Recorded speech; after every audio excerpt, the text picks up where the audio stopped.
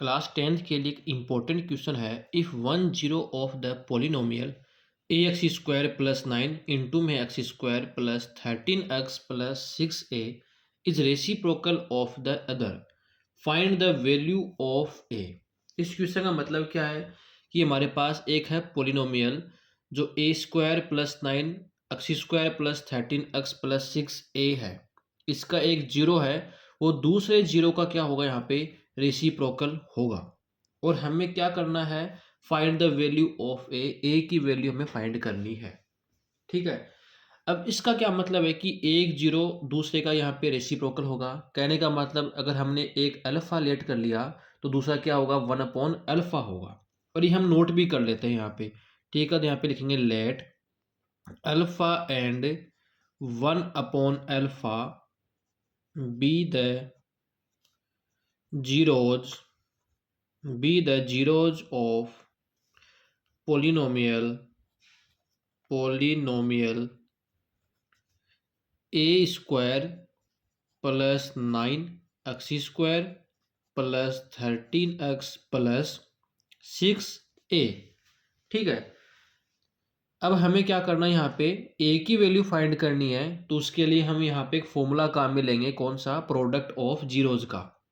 Product of zeros, इसका formula होता है C/A। अब C और A क्या है, ये जो हमारे पास पोलिनोमियल है इसको हम कंपेयर करेंगे किससे, ax square plus bx plus c से कंपेयर करेंगे। तो एक्स स्क्वायर के मल्टीप्लाई में a है, तो यहाँ पे एक्स स्क्वायर के मल्टीप्लाई में क्या होगा, a स्क्वायर प्लस 9, यानी कि a की वैल्यू यहाँ पे a स्क्वायर प्लस 9 होगी, जो हमें यहाँ पे चाहिए भी। ठीक है, c होती है कांस्टेंट टर्म, तो c यहाँ पे क्या होगा, 6a हो जाएगा। ठीक है, तो प्रोडक्ट ऑफ जीरोज की बात करें तो पहला हमारे पास अल्फा है, दूसरा क्या है, 1/अल्फा।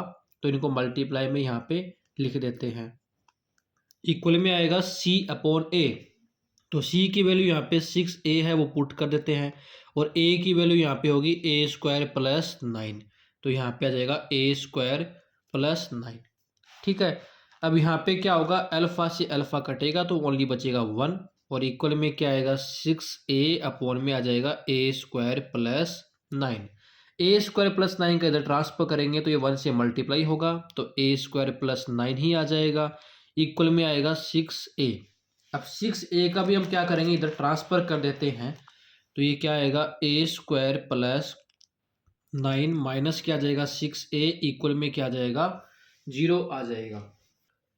अब यहाँ पे क्या आएगा, a स्क्वायर प्लस 9 को मैं क्या लिख सकता हूँ, 3 का स्क्वायर, माइनस इसको मैं क्या लिखूंगा यहाँ पे, 2 मल्टीप्लाई 3 मल्टीप्लाई a इक्वल 0। अगर आप यहाँ पे चेक कर पा रहे होंगे तो ये कौन सी फॉर्म बन रही है, यहाँ पे ये बन रही है यहाँ पे a square plus B square minus 2ab, जो होता है a माइनस बी का होल स्क्वायर।